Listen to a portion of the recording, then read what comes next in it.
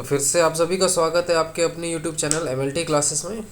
तो last class हमने करी थी पैरासाइटोलॉजी की रिगार्डिंग द मिसलेनियस टॉपिक्स जो होते हैं कंसंट्रेशन, सेडिमेंटेशन और लेबॉर्ट्री के जितने और हो गए टॉपिक्स, जैसे कि स्टूल में कौन सा पैरासाइट पाया जाता है, मसल्स में कौन सा, आइज़ में कौन सा, वगैरह वगैरह। अगर आपने वो क्लास अटेंड नहीं किए तो पैरासाइटोलॉजी वाला जो प्लेलिस्ट है उसमें जाके देख लेना, सबसे लास्ट क्लास अभी तक वही है। तो इस चैनल पे आप बने रहो, यहाँ पे आपको लेक्चर्स मिलेंगे और एमसीक्यूज़ भी मिलेंगे जो कि आपके नॉर्सेट एग्ज़ाम्स में काम आएंगे। आपके काम आएंगे जब आप गवर्नमेंट जॉब की पेपर अप्लाई करते हो। बीएससी एमएलटी वालों की बात कर रहा हूँ, उनको, उन बच्चों को काम आता है जो डीएमएलटी से बीएससी एमएलटी के एंट्रेंस क्रैक करना चाहते हैं उनको, प्लस नीट वालों को भी काम आते हैं। इसके लेक्चर आपके नॉर्मल बीएससी एमएलटी के क्लासेस में काम आते हैं, डीएमएलटी में काम करते हैं और एमबीबीएस में भी काम करते हैं। तो आज हम लोग जो है एमसीक्यू सॉल्व करेंगे। एमसीक्यू किसमें, आपके जो इतने जनरल जो पैरासाइटोलॉजी है उसके एमसीक्यू सॉल्व करेंगे। तो चलिए माता रानी का नाम लेके चालू करेंगे हम अपना पहला पैरासाइट का, या कह लो इस यूट्यूब चैनल का पहला एमसीक्यू लेक्चर। जय माता दी। चलो चालू करते हैं। और आज सभी को, आज गुरुपुरब है, गुरु नानक देव जी का जन्म दिवस है। तो आप सभी को शुभकामनाएं, और भगवान करे, गुरु नानक देव जी करे आप सभी को ब्लेस करें, वो अपना आशीर्वाद दें ताकि आप सभी अपने गोल को अचीव करें। तो चलो, वाहिगुरु जी का खालसा, वाहिगुरु जी की फतेह। हम भी इस एमसीक्यू से फतेह करेंगे अपना सारा जितने हर्डल्स हैं। तो चलो, पहला क्वेश्चन है, which of the following is a protista. ये नीचे दिए गए ऑप्शन में से कौन सा प्रोटिस्टा है। पहला एल्गे, यानी कि ए एल्गे, बी फंजाई, सी प्रोटोजोआ, या डी बैक्टीरिया। ठीक है, इन चारों में से प्रोटिस्टा कौन है। जिनको पता होगा, एक मैं बात बता दूं, जो बच्चे ये क्लास देखते हैं प्लीज़ नीचे कमेंट में ना डाल देना अपना आंसर, अगर कुछ आपको लगे चेंजेस है इसमें या कुछ डिलीट या ऐड ऑन करना हो तो। ठीक है। प्लस अगर आपको ये लेक्चर अच्छा लगा हो तो प्लीज़ इसको थम्स अप करना, चैनल को सब्सक्राइब करना, शेयर करना। ठीक है, और कमेंट बॉक्स भी भर दो पूरा अच्छे से। तो खैर, इसका जो आंसर है वो है सी, यानी कि जो प्रोटिस्टा जो होता है वो इनमें से है सी। ठीक है, प्रोटोजोआ। नेक्स्ट क्वेश्चन क्या है, second question, all are true about helminths except, यानी कि इनमें से जो ऑप्शन दिए गए इनमें से सारे हेलमिंथिस के बारे में सच बोला गया, सही बोला गया है, एक्सेप्ट यानी कि जो रॉन्ग कौन है, गलत कौन सा है, पॉइंट हमें उसको मार्क करना है। तो पहला है, alimentary canal is complete in nematodes. चलो ठीक है। Body cavity is present in trematodes. Nematodes have separate sexes. Alimentary canal is absent in trematodes. तो ये जो है हेलमिंथिस टॉपिक से पूछा गया है। ठीक है, तो इसका आंसर क्या होगा, पहला होगा B, body cavity is present in trematode. ऐसा नहीं है, ट्रिमाटोड्स में बॉडी कैविटीज़ प्रेजेंट नहीं होते हैं। ठीक है, और फिर सेकंड ऑप्शन इसमें एलिमेंट्री कैनाल भी हो सकता है। ये जो बी और डी है, ठीक है, ये जो बी और डी है ये दोनों के दोनों सही हैं इसमें, लेकिन आपने मार्क कौन सा करना है जो ज़्यादा एक्यूरेट है। मैं आपको एक बात बता दूं, एमसीक्यू में अब ऐसा वो ज़माना गया, या कह लो वैसे क्वेश्चन अब बहुत कम पूछे जाते हैं जिसका डायरेक्ट आंसर आपको एक ऑप्शन में लिखा हुआ मिल जाएगा और आप उसको मार्क करके चले आओगे। अब वैसा ज़माना गया। एक चीज़, पहले तो क्वेश्चन आपको है ना, कान आपको ऐसे पकड़ने के बजाय ऐसे पकड़ेगा। ठीक है, क्वेश्चन यानी कि टेढ़े मेढ़े होंगे, मोड़ तरोड़ के पूछे जाएंगे। दूसरा, आपको क्वेश्चन दिया जाएगा जिसके ऑप्शंस के चारों आपको आंसर लगेंगे सही हैं, लेकिन आप सोचोगे मार्क कौन सा करें, तो मार्क आपको करना है दी मोस्ट एक्यूरेट आंसर को। ठीक है, जो सवाल पूछ रहा है एग्जामिनर उसके आंसर सबसे क्लोजेस्ट आंसर कौन सा है ऑप्शन में से, वो आपने मार्क करना है। तो एग्जैक्टली जिसने हेलमिंथिस पढ़ा होगा, नहीं पढ़ा तो इस यूट्यूब चैनल में अवेलेबल है, तो उसका ये क्वेश्चन है, उसमें से बी ऑप्शन सबसे ज़्यादा करेक्ट है। Body cavity is present in trematode. Trematode में बॉडी कैविटी होती नहीं है। ठीक है, उसके बाद second most answer alimentary canal is absent in trematode. ऐसी नहीं है, कुछ में होता है कुछ में नहीं होता है ट्रिमेटोड्स में एलिमेंट्री कैनाल। ठीक है, नेक्स्ट क्वेश्चन, ट्रू अबाउट ट्रिमेटोड्स, ट्रिमेटोड्स के बारे में सही कौन सा है? ऑप्शन 2 होस्ट रिक्वायर्ड सेगमेंटेड होते हैं, यानी कि उनमें सेगमेंट्स होते हैं, एनस प्रेजेंट, एनस जो होता है वो प्रेजेंट होता है, या D body cavity is present, यानी कि बॉडी कैविटी प्रेजेंट होते हैं। अब इसमें से सही कौन सा है? वो है ए, हम ए मार्क करेंगे। हमेशा ट्रिमेटोड को 2 होस्ट चाहिए होता है, ठीक है, बाकी सारे गलत हैं। नेक्स्ट नेक्स्ट है the largest trematode infective man is, यानी कि लार्जेस्ट ट्रिमेटोड जो कि ह्यूमंस को इन्फेक्ट करते हैं वो कौन से हैं? फैसियोला बस्की, फैसियोला हेपेटिका, सी एकाइनोकोकस ग्रेनुलोसिस, या डी क्लोरोंचिस साइनेसिस। तो ये चौथा क्वेश्चन में सही आंसर है आपका ए फैसियोला, नहीं सॉरी बी, हाँ B Fasciola buski, B Fasciola buski, yes. जो लार्जेस्ट ट्रिमेटोड होता है वो आपका होता है फैसियोला बस्की, जो कि ह्यूमन को इन्फेक्ट करता है। Next, which worm is longest? Taenia solium, A Taenia solium, B Taenia saginata, या सी हुक वर्म, या डी ए लुम्ब्रिकॉइड्स, ठीक है। तो इसका आंसर क्या होगा? आप खुद भी दिमाग लगाओ, काफ़ी इजी है। इसका आंसर है B Taenia saginata, B Taenia saginata. मैं आपको हर ऑप्शन के बाद ना थोड़ा स्पेस दूंगा, टाइम दूंगा, ताकि आप खुद का भी ब्रेन को ना वर्कअप कराना। Next question, largest intestinal protozoa is A E coli, B Balantidium coli, C Giardia, या D T gondii Toxoplasma gondii. कौन सा सही है?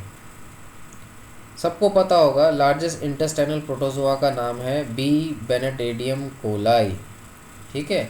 बेनेटेडियम कोलाई सबसे बड़ा इंटेस्टाइनल प्रोटोजोआ है। 7th question, definitive host is one in which sexual multiplication takes place, in which, यानी कि B in which asexual multiplication takes place, C harbours adult worm, या डी हार्बर्स लार्वल फॉर्म। यानी कि definitive host की definition पूछी गई है कि क्या होता है इनमें से, ए बी सी डी में से। थोड़ा दिमाग लगाओ। ऑब्वियसली वो ए होता है, सेक्सुअल मल्टीप्लिकेशन जिसके अंदर होती है वही डेफिनेटिव होस्ट होता है, और ए सेक्सुअल मल्टीप्लिकेशन जिसके अंदर होती है वो होता है इनडेफिनेटिव होस्ट। बाकी एडल्ट और लार्वल फेज जो होते हैं, वॉर्म्स जो होते हैं, जो फॉर्म्स होते हैं, वो आपको कुछ पैरासाइट के इनडेफिनेटिव और डेफिनेटिव होस्ट दोनों में भी मिल सकते हैं, ठीक है, depending upon the parasite. Next question, man is definitive host for A Echinococcus granulosus, B Taenia solium, C Taenia saginata, D Taenia canis, या ई एकाइनोकोकस मल्टीलोक्यूलरिस। इस क्वेश्चन में पूछा गया मैन डेफिनेटिव होस्ट किसका है? ये सारे आपको पैरासाइट के नाम दिए हुए हैं।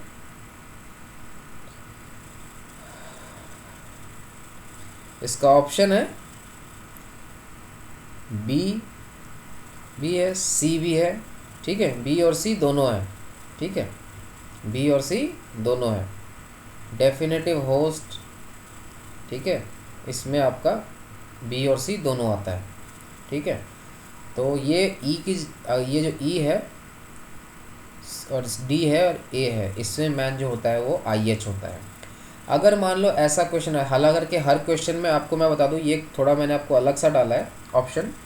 हर क्वेश्चन में जो है 4 ही ऑप्शन मिलते हैं, तो आप एक बात याद रखना, अगर 4 ऑप्शन मिलते हैं तो, और अगर इसमें टीनिया सोलियम सैजिनेटा कुछ भी अगर आ जाता है तो यहाँ कन्फ्यूजन क्रिएट होती है कि अब कौन सा हम मार्क करें। तो एक बात याद रखना, आप उस चीज़ को पहले टारगेट करना। जैसे कि अब मैं इसी क्वेश्चन का ले लेता हूँ, मान लो ई ऑप्शन आता ही नहीं आपको, केवल डी तक आता, और टीनिया सोलियम और सैजिनेटा दोनों के दोनों हैं, तब आप क्या करोगे? तब ऑब्वियसली आप ये देखोगे कि which one is the correct one, ठीक है। तो आप देखोगे बी और सी दोनों करेक्ट है, लेकिन अब क्या करना है, आपने ये देखना है कि ज़्यादातर जनता में, लोगों में सोलियम पाया जाता है, सैजिनेटा पाया जाता है, ठीक है, इस ना पूरे इंडिया में और पूरे धरती पे। तो अगर पूरे धरती पे देखा जाए तो सबसे ज़्यादा आपके, आप खुद ही अंदाज़ा लगा लो क्या होता है फिर। सोलियम यानी कि पिग, पिग को जो होता है हमारे, है ना, एक मुस्लिम कम्युनिटी को छोड़ के ऑलमोस्ट सारे खाते हैं, ठीक है। सैजिनेटा यानी कि काऊ, काऊ को हमारे जो हिंदू कम्युनिटी को छोड़ के बाकी ऑलमोस्ट सारे खाते हैं, ठीक है। लेकिन अब इससे ज़्यादा और चीज़ भी होती है कि इन दोनों में सबसे ज़्यादा कौन सा होता है, तो इससे ज़्यादा सबसे ज़्यादा होता है आपका सोलियम। सोलियम सबसे ज़्यादा होता है। लेकिन फिर भी अगर मान लो कुछ ऐसा क्वेश्चन आता है जिसपे आपको कुछ पता ही नहीं चल रहा, तब आप इन दोनों में से कोई सा भी हिट कर दोगे तो आपको आंसर मिल जाएगा, ऑप्शन मिल जाएगा, आपको मार्क्स मिल जाएंगे, ठीक है। तो घबराना नहीं, कई बार अगर सेम टू सेम आ गया, या छोड़ मत देना, इन दोनों में से कोई एक मार्क कर देना, ठीक है। तो इसका आंसर अगेन सही होगा, बी और सी दोनों है। Next question, man is a secondary host for A malaria, B tuberculosis, C filariasis, D relapsing fever. Question में पूछा गया मैन, नीचे दिए गए ऑप्शन में मैन सेकेंडरी होस्ट किसका है, ठीक है। दिमाग लगाओ भाई, क्या हो सकता है इसका। ऑब्वियसली ऑप्शन सही ए है, A is the correct answer, malaria. Next question, fish, 10th question, fish act as intermediate host in, fish intermediate host किन पैरासाइट में होती है। ए ये डीलैटम, ठीक है, जिसे हम डाइफैलोबोथियम लैटम भी कहते हैं। बी क्लोरोंसिस साइनेसिस, सी हेमलिप्सिस डाइमाइन्यूटा, या डी हेमलिप्सिस नाना। सोचो, बड़ा इजी क्वेश्चन है, बड़ा इजी क्वेश्चन है। आंसर है ए डीलैटम, ठीक है जी, फिश टेप वॉर्म कहते हैं ना इसे, डीलैटम को। 11th question, not transmitted by fish, fish से कौन सा ट्रांसमिट नहीं होता है, ठीक है। पहला A Paragonimus westermani, B Clonorchis sinensis, C D latum, D Schistosoma japonicum. सोचो ज़रा, दिमाग लगाओ।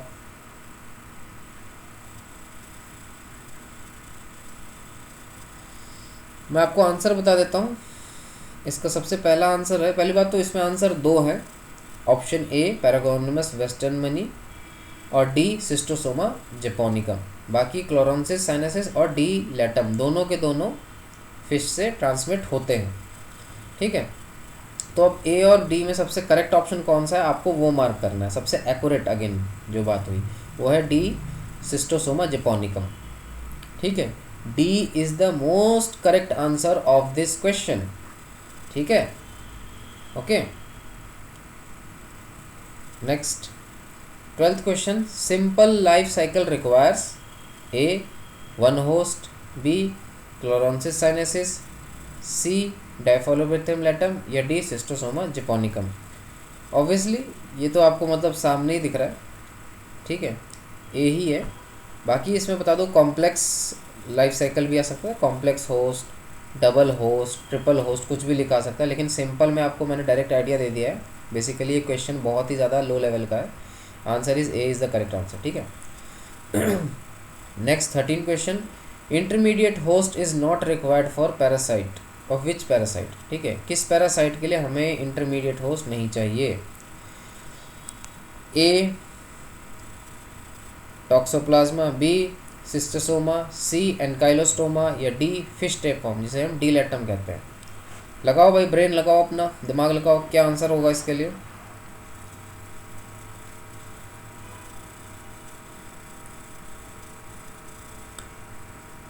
इसका करेक्ट आंसर है सी एनकाइलोस्टोमा।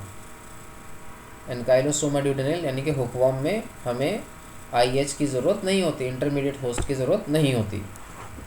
अगले क्वेश्चन पे हम आ जाते हैं, two host are required in, किसमें दो होस्ट की ज़रूरत पड़ती है। A Taenia solium, B E histolytica Entamoeba histolytica, C Taenia saginata, D Giardia, या ई टॉक्सोप्लाज्मा। लगाओ भाई, ब्रेन लगाओ, मल्टीपल आंसर्स भी हो सकते हैं, पहली बार बता रहा हूँ अगेन।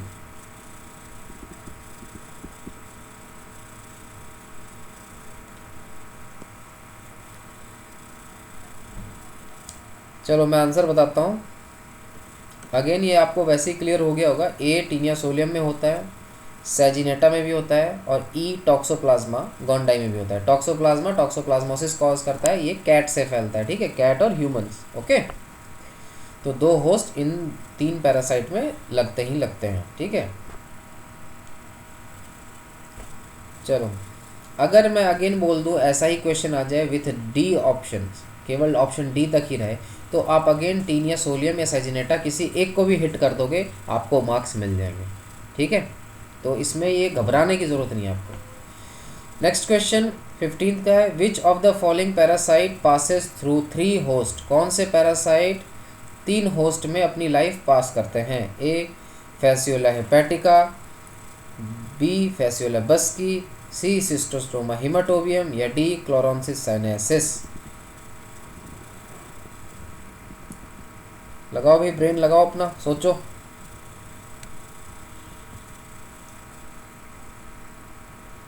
करेक्ट आंसर है डी क्लोरोंसिस साइनेसिस। इसमें 3 पैरासाइट को 3 होस्ट की ज़रूरत पड़ती है। ह्यूमन, फिश और स्नेल याद है किसी को? नहीं याद हो तो एक बार पढ़ना इसके बारे में, लेक्चर मेरे में है, ठीक है। 16 next question, water host required for schistosomiasis, यानी कि ऐसा कौन सा इसमें से होस्ट रिक्वायर्ड है जो कि पानी में पाया जाता है? Fish, A fish, B cyclops, C snails, या डी क्रैब्स। चलो सोचो भाई, दिमाग लगाओ, खोपड़ी चलाओ, भेजा को पूरा ना भेजो इसकी तरफ। Answer is C snail. Schistosomiasis का वाटर होस्ट है स्नेल, ठीक है। साइक्लोप किसका है वो बताएगा कोई कमेंट में, और क्रैब किसका है वो भी बताएगा कोई ना कोई कमेंट में, ठीक है। वैसे कोई करता है नहीं, बोल दो जितना मर्जी हो। नेक्स्ट क्वेश्चन 17 नंबर का, schistosomiasis is transmitted by, schistosoma जो होता है वो कैसे ट्रांसमिट होता है? ए साइक्लोप्स, बी फिश, सी स्नेल्स, या डी कैटल। इसमें से खैर सी तो पहले ही एलिमिनेट हो गया क्योंकि हमने लास्ट क्वेश्चन अटेंड किया है ना।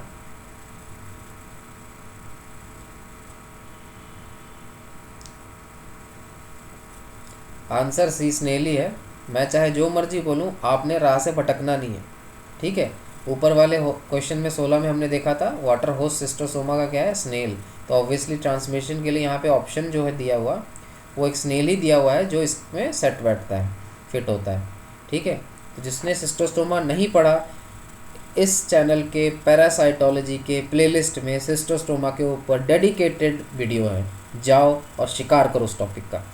एक बात बता दूं, बिना थ्योरी पढ़े हुए अच्छे से आपको एमसीक्यू सॉल्व करने का कोई फ़ायदा नहीं, कोई मतलब नहीं। भले यहाँ पे अभी आप देख लोगे, लेकिन बाद में आपको याद नहीं रहेगा, कोई फ़ायदा नहीं रहेगा उसका, ठीक है, ठीक है। तो खैर अगला देखते हैं हम। Next question, crab is the intermediate host for A Clonorchis sinensis, B Paragonimus westermani, C Fasciola hepatica, या डी सिस्टोसोमा हेमाटोबियम। के क्रैब यानी कि केकड़ा IH यानी कि इंटरमीडिएट होस्ट किसका है इन जो ABCD जो ऑप्शन है उसमें से? चलो दिमाग लगाओ, अगेन खोपड़िया चलाओ अपनी। काफ़ी इजी टॉपिक है ये, काफ़ी इजी क्वेश्चन है ये। आंसर है बी पैरागोनिमस वेस्टर्नमनी, ठीक है। Next 19th question, second intermediate host for deal atom is. Deal atom के लिए सेकंड इंटरमीडिएट, दूसरा इंटरमीडिएट होस्ट कौन सा है? ए साइक्लोप्स, बी स्नेल, सी मैन, या डी फ्रेश वाटर फिश। चलो अपन खोपड़िया फिर से चलाओ भाई।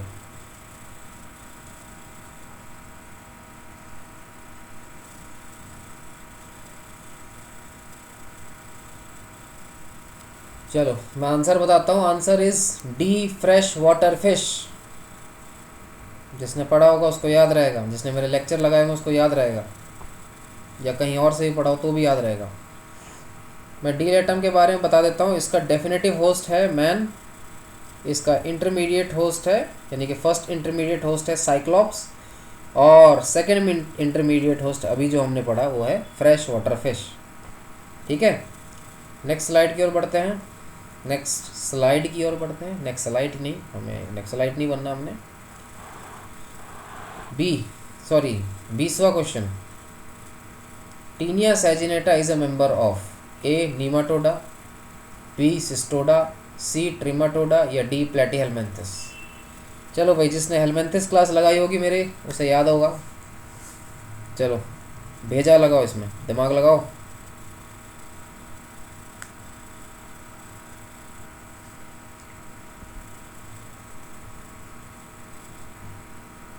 सोच लिया क्या आंसर है? कमेंट में लिख देना अगर पता चल गया तो। Answer is B Cestoda.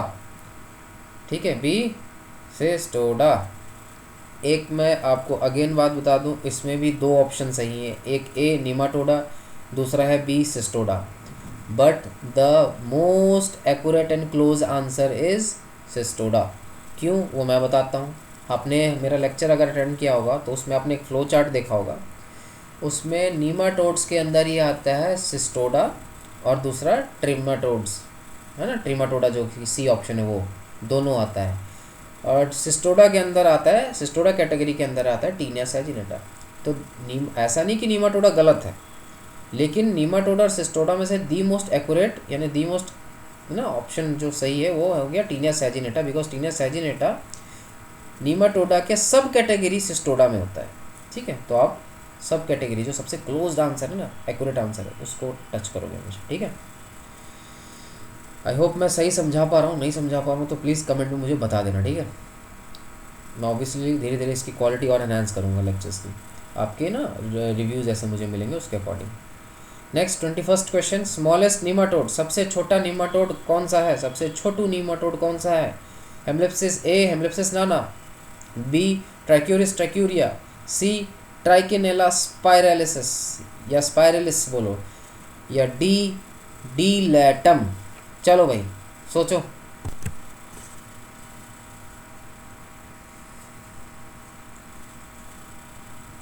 Answer मैं आपको बता देता हूँ, इसका आंसर है ट्राइकिनेला स्पाइरलिसिस, यानी कि ऑप्शन सी ट्राइकिनेला स्पाइरलिस।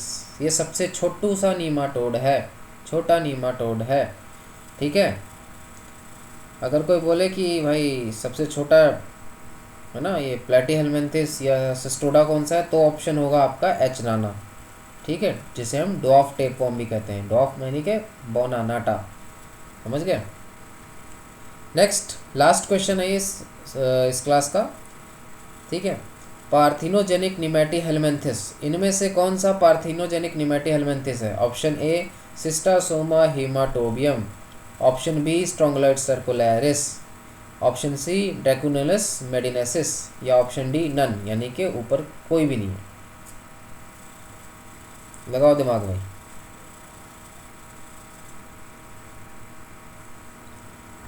इसका सही आंसर है ऑप्शन बी स्ट्रोंगलाइट सर्कुलरिस। ठीक है, स्ट्रोंगलाइट सर्कुलरिस। पार्थिनोजेनिक का मतलब पता है ना? अगर जिसको नहीं पता जाओ स्ट्रोंगलाइट सर्कुलरिस का लेक्चर अटेंड करो, मैंने उस पर भी वीडियो बनाई हुई है। ठीक है, जिन्होंने लगाया होगा उनको क्लियर होगा, अभी पता होगा क्या होती है चीज़। तो फाइनली आज की क्लास हुई हमारी पूरी।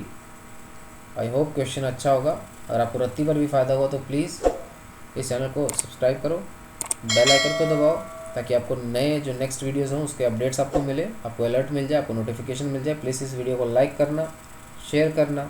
अगर कुछ इसमें से आपको अच्छा लगा या बुरा लगा हो या कुछ और भी लगा हो तो प्लीज़ कमेंट में भर दो, उसको कमेंट में अपने मेंशन करना। और हाँ, हमारे पास अपना एक इंस्टा चैनल है, उस पर आ जाओ, मुझे ज्वाइन करो। ये @study_MLT255 है उसका चैनल का नाम, तो उसको ज्वाइन करो। उस पर हम काफ़ी अच्छे अच्छे रेगुलर कंटेंट शेयर करते हैं और आइडिया शेयर करते हैं। व्हाट्सएप ग्रुप भी है, वो आपको डिस्क्रिप्शन में मिल जाएगा, तो उस पर भी आओ, ज्वाइन करो। कई बार हम लेक्चर्स डिस्कस भी करते हैं वहाँ पे। सो आई होप मैंने आपको अच्छे MCQ क्वेश्चन दिए होंगे। अगर आप चाहते हो कि क्वेश्चंस में और सारे दूँ और MCQ बनाऊँ तो प्लीज़ कमेंट में डालना। और अगर लगता है क्वेश्चन की मुझे क्वालिटी और सुधारनी चाहिए या थोड़ी टफनेस और बढ़ाऊँ या घटाऊँ या इतनी रहने दूँ, वो भी मुझे बताओ, तो मैं उस अकॉर्डिंग नेक्स्ट क्लासेस या कह लो नेक्स्ट क्वेश्चंस डालूँगा इसमें। ठीक है, तो आज के लिए धन्यवाद, बहुत बहुत धन्यवाद। जाओ ग्रुप में बनाओ, ऐश करो। जय हिंद। ठीक है, ऑल द बेस्ट।